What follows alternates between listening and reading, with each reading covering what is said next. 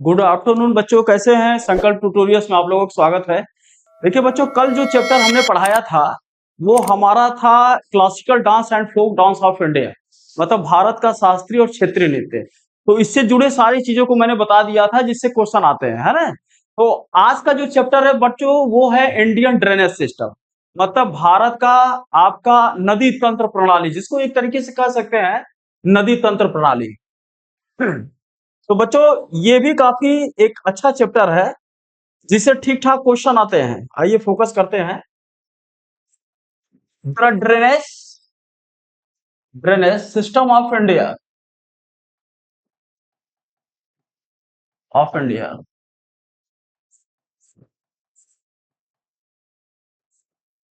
अब ये जान लीजिएगा, किसी भी वनडे एग्जाम में कहीं से अगर क्वेश्चन आए या ना आए, लेकिन ये जो एक ऐसा चैप्टर है जहां से क्वेश्चन आना कंपलसरी होता है।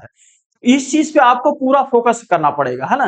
The drainage system of India, देखिए इसका अर्थ होता है भारत में नदियों का तंत्र, नदियों का तंत्र। तो बच्चों इसको समझने के पहले हम दो चीजों को समझेंगे।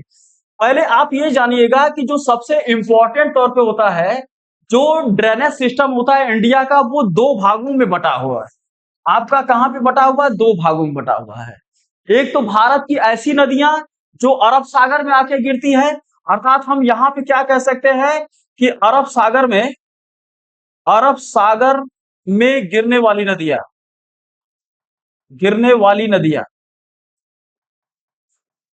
नदी। ध्यान रखिएगा। और एक अरब सागर में गिरने वाली नदियां, और दूसरा क्या आपका होगा? बंगाल की खाड़ी में गिरने वाली नदियां। बंगाल की खाड़ी में गिरने वाली नदियां,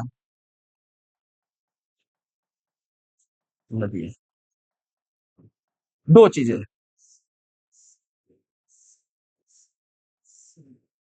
है ना। मतलब रिवर्स, इसका क्या मतलब है? Rivers going down into Arabian sea, Arabian sea. और यहां पे क्या होगा? रिवर्स गोइंग डाउन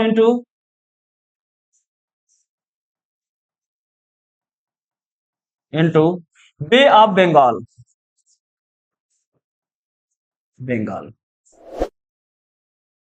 तो ये काफी अच्छे क्वेश्चन है। ठीक, अब बच्चों ये ध्यान दीजिएगा कि चूंकि भारत में एनसीईआरटी कहता है, या मॉडर्न रिसर्च भी आपका क्या कहता है, एनसीईआरटी कहता है कि भारत में आपका लगभग, मतलब ये जान लीजिएगा कि टोटल 30,000 से ज्यादा नदियां हैं। मतलब एवर टू कितना? एवर टू 30,000, 30,000 से ज्यादा नदियां हैं। ये नदियां क्या करती है कि तीन प्रकार का तंत्र बनाती हैं। ये तीन प्रकार का तंत्र बनाती हैं। पहला जो तंत्र बनाती है वो हम ये कह सकते हैं कि ऐसी नदियां जो लगभग 20,000 वर्ग किलोमीटर एरिया को कवर करने वाली। मतलब हमने आपको क्या बताया कि भारत में जो नदियों का तंत्र है, जो वाटर, जो रिवर्स ड्रेनेज सिस्टम, उसको दो भागों में बांटा गया है। एक अरब सागर में गिरने वाली नदियां, और दूसरा आपका क्या है बच्चों? बंगाल की खाड़ी में गिरने वाली नदियां। दिमाग में ये रखना है कि भारत में 30,000 से ज्यादा नदियां हैं। अच्छा, ये नदियां क्या करती हैं? तीन प्रकार का तंत्र बनाती हैं। एरिया वाइज हम डिफाइन करते हैं। पहला, एक ऐसा एरिया जिसमें 20,000 वर्ग किलोमीटर के एरिया कवर करती हो, और एक ऐसा एरिया जिसमें 2,000 वर्ग किलोमीटर से लेकर बच्चों आपका कितना? 20,000 वर्ग किलोमीटर क्षेत्र को कवर करती हो। और एक ऐसा हो कि जिसमें 2,000 वर्ग किलोमीटर से कम क्षेत्रफल को कवर करती है। तो ये चीज है। अब देखिएगा कि इसमें क्या है कि 14 नदियां हैं इसमें बच्चों, 14 बड़ी नदियां हैं। मतलब 14 बड़ी नदियां इंक्लूड है, जैसे गंगा है, ब्रह्मपुत्रा है, महानदी है, गोदावरी है, कृष्णा है, कावेरी है, चप्पल नदी है। इस तरह की बड़ी नदियां हैं। ठीक है। तो जो आपका 20,000 वर्ग किलोमीटर से ज्यादा एरिया को कवर करती है। दूसरे नंबर पे जो नदियां 2000 वर्ग किलोमीटर से लेके 20,000 वर्ग किलोमीटर एरिया को कवर करती है। इसमें बच्चों 44 नदियां हैं। कितनी है? 44 नदियां।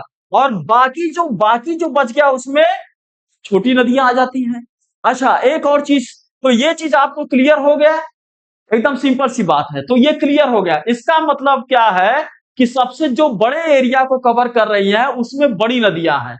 मतलब 14 बड़ी नदियों का जिक्र किया जाए तो ये नदियां हैं। जैसे अगर हम पूरा पर्टिकुलर एक तरीके से ले, तो जो इंडस रिवर है उससे जुड़े इंडस रिवर है, सतलज नदी है ना, उसके अलावा शारदा है, गंगा है कि नहीं, गोदावरी है, कृष्णा है, कावेरी है, नर्मदा है, ताप्ती, या इस तरह की बड़ी नदियां हैं।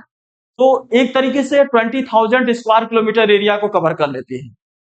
अब बच्चों ये दिमाग में रखना है कि अब सबसे पहला अगला जो इंपॉर्टेंट क्वेश्चन ये क्वेश्चन आता है कि भारत की जो नदियां हैं वो सबसे ज्यादा अरब सागर में गिरती हैं या फिर बंगाल की खाड़ी में गिरती है। तो दिमाग रखना है कि बंगाल की खाड़ी में जो नदियां गिरती हैं वो 70% नदियां बंगाल की खाड़ी में गिरती हैं। कितना गिरती है बच्चों? 70%। अच्छा, जो अरब सागर में गिरती है उनका परसेंटेज क्या है? 30%। तो इसका मतलब बंगाल की खाड़ी में ज्यादा नदियां गिरती है। तो इसीलिए तो बंगाल की खाड़ी का जो समुद्री क्षेत्र है वो लेसेस सैनाइल होता है। मतलब उसमें खारापन या सैलिनिटी कम होता है, ठीक है, अरब सागर की अपेक्षा। इसीलिए अरब सागर में नमक ज्यादा बनाए जाते हैं, बंगाल की खाड़ी के इलाकों से कम बनाए जाते हैं।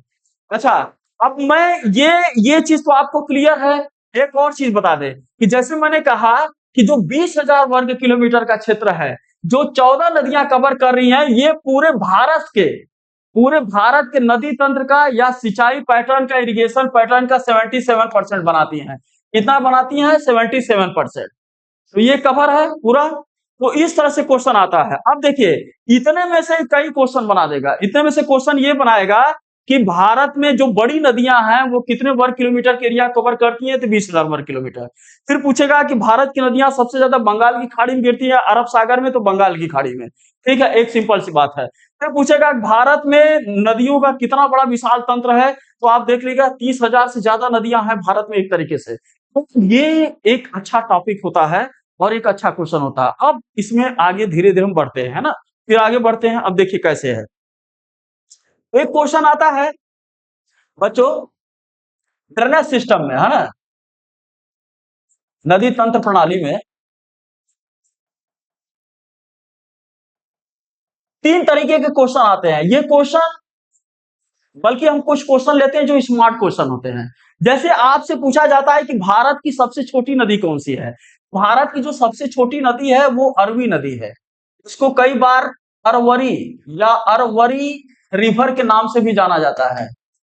रिवर के नाम से सबसे छोटी नदी है अरवी।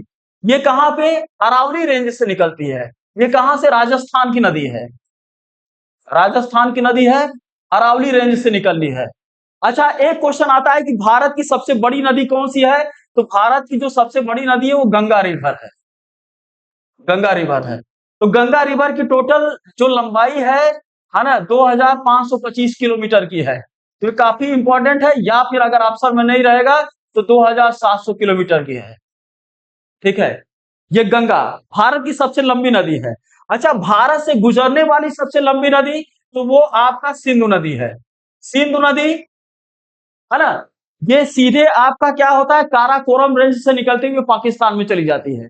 बहुत लंबी नदी है। एक और चीज, एक और क्वेश्चन पूछा जाता है कि भारत में प्रवेश करने वाले सबसे लंबी नदी, तो भारत में प्रवेश करने वाली सबसे लंबी नदी है वो ब्रह्मपुत्रा है। क्या है बच्चों?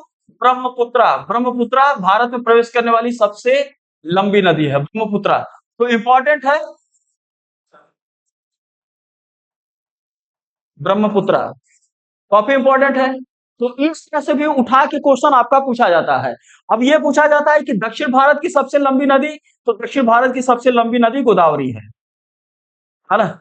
जिसको दक्षिण भारत की बूढ़ी गंगा भी कहा जाता है। तो हालांकि हमने ये पूरा एक तरीके से सर्कुलेशन मेंटेन किया। धीरे धीरे हम स्टार्ट करते हैं कि कैसे क्या होता है। देखिए, सिंपल सी बात है। पहला हम जो स्टार्ट करेंगे वो इंडस ड्रेनेज सिस्टम से स्टार्ट करेंगे। क्या स्टार्ट करेंगे? इंडस। देखिए, थोड़ा सा स्पेसिफिक कलर ले लेते हैं।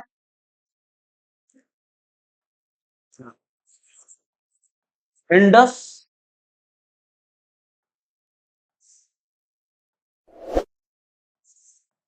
ड्रेनेज सिस्टम, है ना, या हम कह सकते हैं सिंधु नदी तंत्र। इसको हम एक ग्राफ्टिंग के माध्यम से समझते हैं, इसको एक ग्राफ्टिंग के माध्यम से समझते हैं, जो काफी अच्छा क्वेश्चन होगा। जैसे मान लेते हैं हम एक सिंधु नदी है, सिंधु नदी काफी इंपॉर्टेंट है। बच्चों ध्यान दीजिएगा, जो सिंधु नदी निकलती है ना, इसका ओरिजिनेशन कहते हैं ना कि ओरिजिनेटेड, जो इसका ओरिजिनेटेड पॉइंट है, ये ओरिजिनेटेड जो पॉइंट है वो आपका कहां से है, एक जगह है जिसका नाम है बोखुरचा। इसको बोखुरचा के नाम से जाना जाता है, बोखुरचा, है ना। थोड़ा सा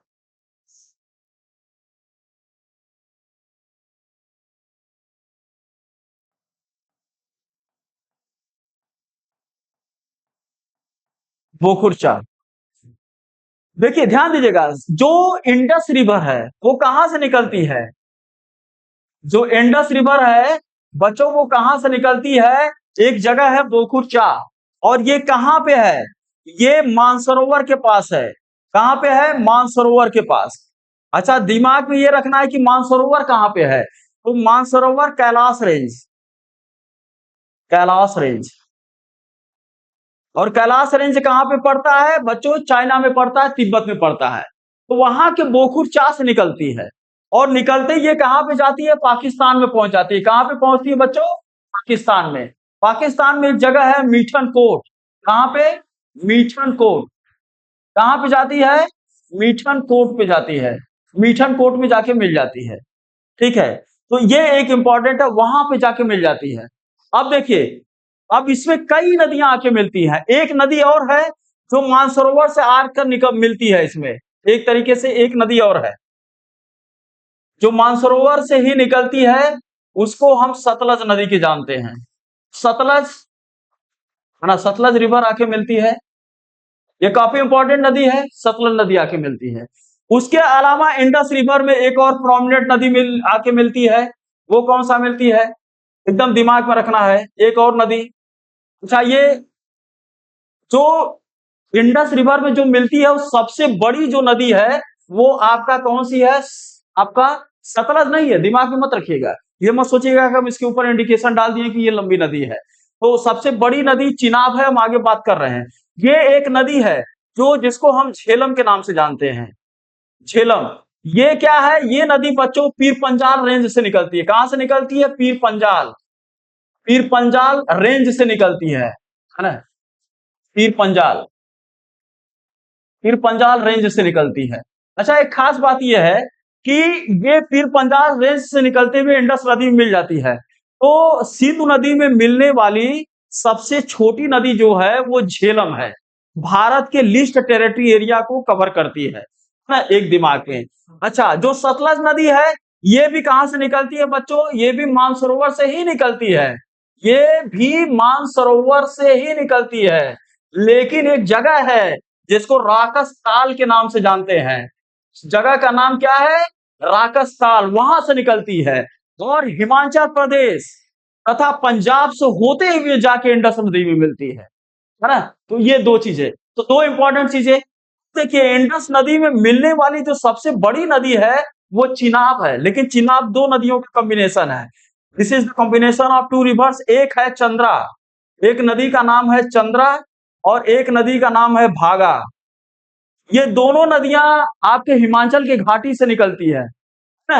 हिमाचल घाटियों से निकल के जैसे ही सबमर्ज होती है, मतलब जैसे ही वाटर कैचमेंट एरिया बनाती है, या फिर जहां पे मिलती है करेवा बनाती है, तो वाटर कैचमेंट एरिया बनाने के बाद एक नदी में बदल जाती है जिसको चिनाब के नाम से जानते हैं, और ये नदी भी इंडस रिवर में मिल जाती है।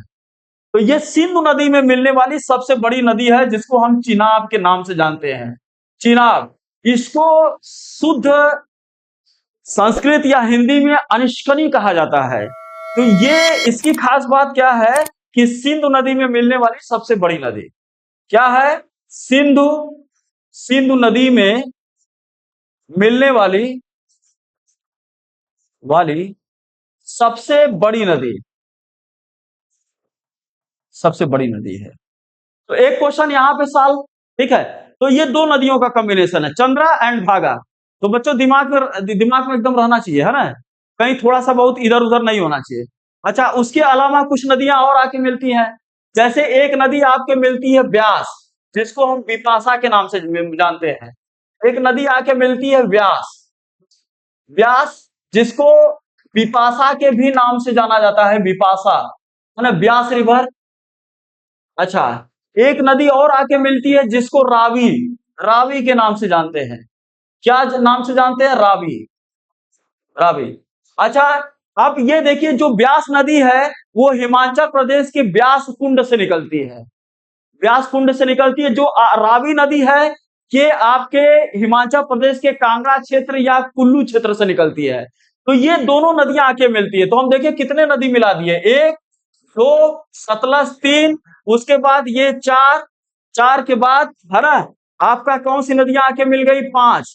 तो ये कहावत कहा गया है ना कि सतलज ब्यासा रवि चिनाब झेलम सिंधु बहे पंजाब। तो पांच नदियों का ये पूरा तंत्र है।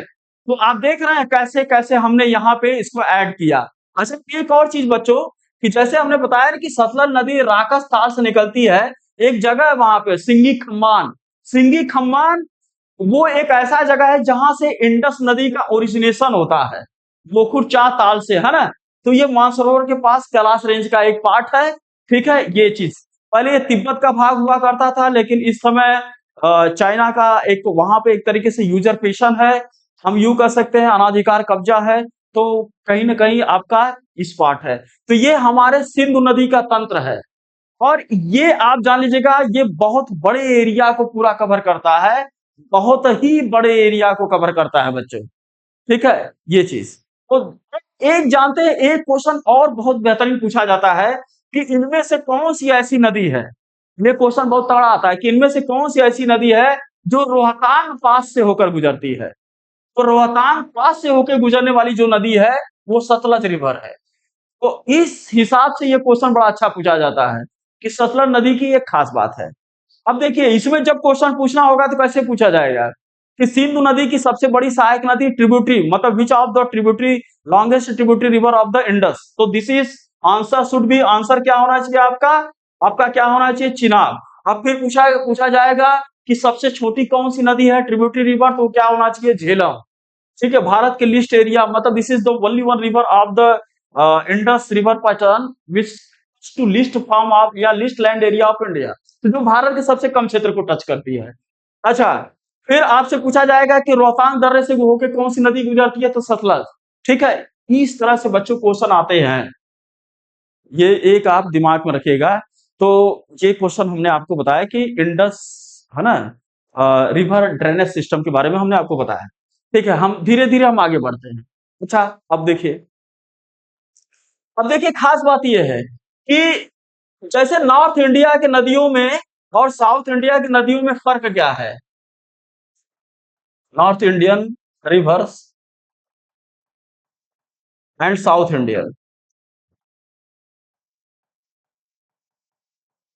रिवर्स या रिवर, साउथ इंडिया के नदियों में या नॉर्थ इंडिया के नदियों में क्या फर्क है, ठीक है। दिमाग में ये रखना। देखिए, जो नॉर्थ इंडिया की नदियां हैं वो क्या होती हैं, ये पूरे साल भर इनमें वाटर फ्लो बना रहता है, चूंकि ग्लेशियर से निकलती है। जबकि साउथ इंडिया की नदियां क्या होती हैं, गर्मी के दिनों में ठीक ठाक स्थिति में सूख जाती है। अच्छा, इनमें क्या होता है कि स्लोप रेडियंट ज्यादा होता है, मतलब ढलान ज्यादा होता है, जिस वजह से इनमें तीव्रता होती है, ठीक है। इसी वजह से क्या होता है कि नौका दौड़ प्रतियोगिता, बोट रेसिंग या अन्य कहते हैं कि टरबाइन को चलाने के लिए इनके वाटर को कलेक्ट करना अनिवार्य नहीं होता है, ये काफी इंपॉर्टेंट होती है। वही वही हम इसको उठा के देख लें, नॉर्थ इंडिया के नदियों में तो यहाँ पे स्लोप रेडियंट कम होता है, इनमें फ्लो कम होता है। समझ गए बच्चों? तो ये दोनों फर्क होता है। तो गर्मी के दिनों में ज्यादातर ये नदियां क्या होती हैं, एक तरीके से इनमें वाटर, जो वाटर होता है, जो जल होता है, वाटर लॉगिंग होता है या जल जमाव काफी कम हो जाता है। एक और चीज मैं बता दूं कि जो जो साउथ इंडिया की नदियां हैं वो ज्यादातर डेल्टा बनाती हैं, जबकि नॉर्थ इंडिया की नदियां डेल्टा नहीं बनाती हैं। सिर्फ गंगा और ब्रह्मपुत्र दुनिया का सबसे बड़ा डेल्टा सुंदरबन डेल्टा बनाती हैं। लेकिन जबकि साउथ इंडिया की नदियां ज्यादातर डेल्टा बनाती हैं, चाहे कृष्णा हो, कावेरी हो, महानदी हो या गोदावरी हो, ये डेल्टा बनाती हैं। अच्छा, एक और चीज है, साउथ इंडिया की जितनी नदियां हैं उनका जो डायरेक्शन बच्चों कहाँ पे है, अगर हम डायरेक्शन देखा जाए तो डायरेक्शन वेस्ट टू कहाँ पे है, वेस्ट टू ईस्ट है, ईस्ट है। डायरेक्शन देखा जाए तो वेस्ट टू ईस्ट है। लेकिन सिर्फ दो नदियों को छोड़ के, दो नदियों को कौन से छोड़ के, नर्मदा, नर्मदा को छोड़ दीजिए और ताप्ती को छोड़ दीजिए, सॉरी, नर्मदा और तापी नदी को छोड़ दिया जाए, तो इन दोनों को छोड़ दिया जाए तो बाकी नदियों का जो डायरेक्शन है वेस्ट से ईस्ट है। ये नदियां ईस्ट से वेस्ट चलती हैं। अच्छा, नर्मदा कहां से चलती है बच्चों, ये मध्य प्रदेश के अमरकंटक क्षेत्र से निकलती है और पूरे एमपी एरिया को कवर करते हुए ये क्या करती है, गुजरात में प्रवेश करती है। गुजरात में प्रवेश करते हुए कहां पे जाके गिर जाती है, कच्छ की खाड़ी में जाके गिर जाती है। तो थोड़ा सा इसको भी फोकस। और तापी क्या है, ये चूंकि ये जो अमरकंटक है वो विंध्याचल रेंज का पार्ट है, जबकि वही तापी सतपुरा रेंज से निकलती है। ठीक है, और ये क्या करती है कि मध्य प्रदेश महाराष्ट्र को कवर करते हुए गुजरात में जाके कच्छ की खाड़ी में गिरती है। तो ये एक अच्छा क्वेश्चन बनता है हमेशा। तो ये ईस्ट से, आपका ईस्ट से वेस्ट चलती है, बाकी वेस्ट से ईस्ट चलती है। ठीक है, तो थोड़ा सा आगे हम और बढ़ते हैं। अच्छा, अब देखिए कैसे कैसे, थोड़ा मैप लेते हैं बच्चों, तो मैप से हम समझते हैं दो चार पॉइंट।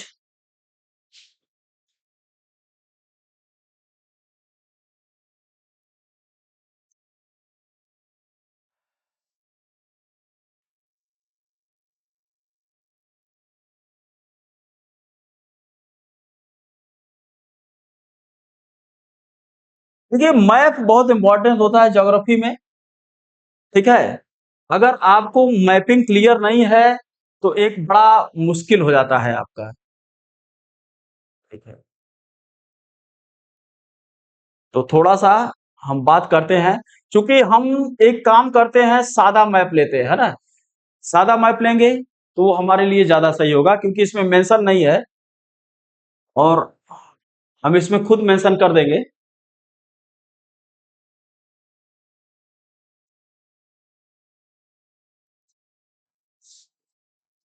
है।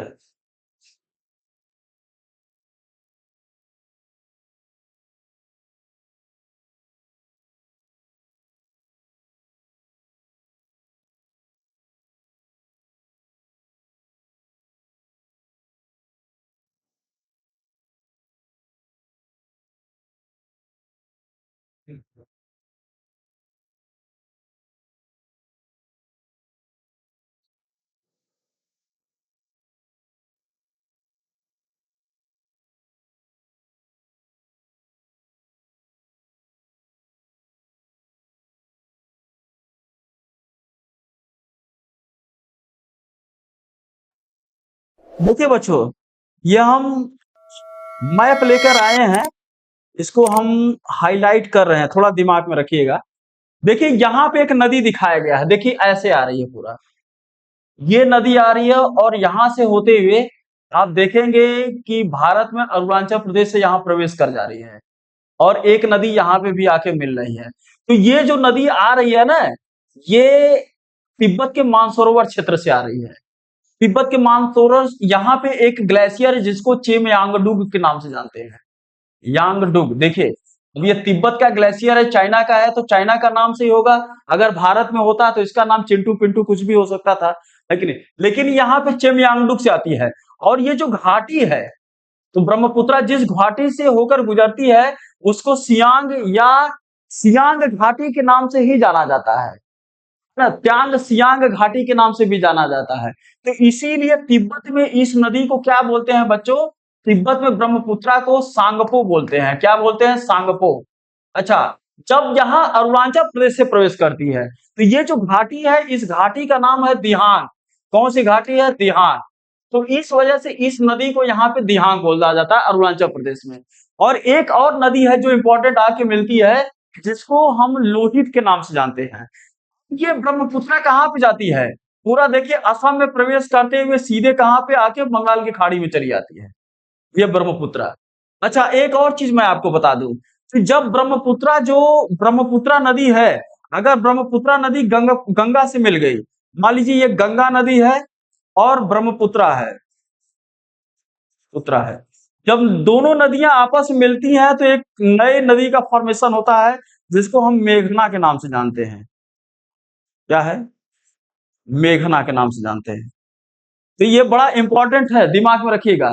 तो यहाँ पे अब ये गंगा से मिलके क्या करती है कि दुनिया का सबसे बड़ा डेल्टा बना लेती है, जिसको सुंदरबन का डेल्टा कहते हैं। तो आप देख रहे हैं, तो सिंपल सी बात, क्वेश्चन कैसे आता है कि ब्रह्मपुत्रा को तिब्बत में क्या कहते हैं? सांगपो। अरुणाचल में क्या कहते हैं? दिहान। जब गंगा से मिलती है तो क्या कहते हैं? मेघना। अच्छा, सबसे बड़ा डेल्टा बनाने वाली यही नदी है। इसके अलावा एक और इंपॉर्टेंट चीज है कि अरुणाचल प्रदेश में इससे कौन सी नदी आके मिलती है? तो अरुणाचल प्रदेश में जो नदी आके मिलती है उसको हम क्या बोलते हैं? लोहित नदी। लोहित नदी, ठीक है। तो ये हमारा ब्रह्मपुत्रा से जुड़ा एक कंटेंट है। तो बच्चों, कहां से निकलती है ये नदी? आपका राकसताल से। कहां से निकलती है?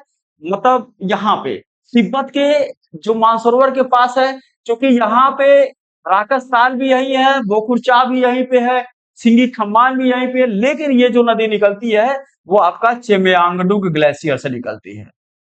दिमाग में रखिएगा, ये इंपॉर्टेंट नदी है। अच्छा, एक और नदी है बच्चों, मैं आपको थोड़ा सा बात कर लेता हूं। ये एक गोदावरी नदी है। देखिएगा, गोदावरी नदी, चूंकि ये पश्चिमी घाट से निकलती है। पश्चिमी घाट का मतलब होता है ये वाला एरिया, गुजरात से लेके केरल तक फैला हुआ, जिसको सह्याद्री क्षेत्र बोला जाता है ना? तो पश्चिमी घाट के नासिक पहाड़ियों से गोदावरी निकलती है। गोदावरी निकलने की खास बात क्या है कि गोदावरी पूरे महाराष्ट्र को कवर करती है। महाराष्ट्र के अलावा ये आंध्र प्रदेश से प्रवेश करती है, उसके बाद ये नदी छत्तीसगढ़ और उड़ीसा की बाउंड्री बनाते हुए आंध्र प्रदेश के कोस्टल इलाके में जाके गिर जाती है। तो ये दक्षिण भारत की बहुत बड़ी नदी है। इस नदी की लंबाई कहा जाता है 1436 किलोमीटर से ज्यादा है, मतलब ठीक ठाक इसकी लंबाई है। और इसको बूढ़ी गंगा के नाम से, ओल्ड गंगा के नाम से जानते हैं, क्योंकि इसका जो स्ट्रक्चर है सर्पेंटाइल टाइप का है, जैसे गंगा है। अच्छा, इसमें कई नदियां आके मिलती है। जैसे एक नदी हम मान लेते हैं, इसमें वेण गंगा आके मिलती है गोदावरी में। वेण गंगा इसकी ट्रिब्यूटरी रिवर है। उसके अलावा पेड़ गंगा आके मिलता है ना, ये नदी पेड़ गंगा है। एक और नदी आके मिलती है जिसको हम वर्धा के नाम से जानते हैं। तो वर्धा नदी ये भी महाराष्ट्र का है ना, जहां पे गांधी जी ने अपना आश्रम भी बनाया था। तो ये तीनों नदियां आके मिलती हैं, ये गोदावरी का है। तो गोदावरी दक्षिण भारत का सबसे बड़ा ड्रेनेज सिस्टम बनाती है, ठीक है। तो अगर पूछा जाए कि किसकी बाउंड्री भी बनाती है, तो आप दिमाग में रखिएगा छत्तीसगढ़, उड़ीसा और आंध्र प्रदेश की बाउंड्री भी बनाती है ना। तो ये चीज है। तो ये काफी अच्छा क्वेश्चन हो जाता है, ठीक है, जिससे तरह तरह के पूरे क्वेश्चन आते हैं आपके पैटर्न में, है ना। तो हालांकि हम नदी तंत्र को यहाँ पे पूरा नहीं कर रहे हैं, बाकी जो वीडियो है वो अगले नेक्स्ट पार्ट में आएंगे, ठीक है। दिक्कत नहीं है, ठीक है। थैंक यू फॉर वॉचिंग बच्चों, और दिमाग में एकदम बनाए रखिएगा, है ना। ये इससे आपको एक ठीक ठाक नॉलेज हो जाएगा, ठीक। ओके।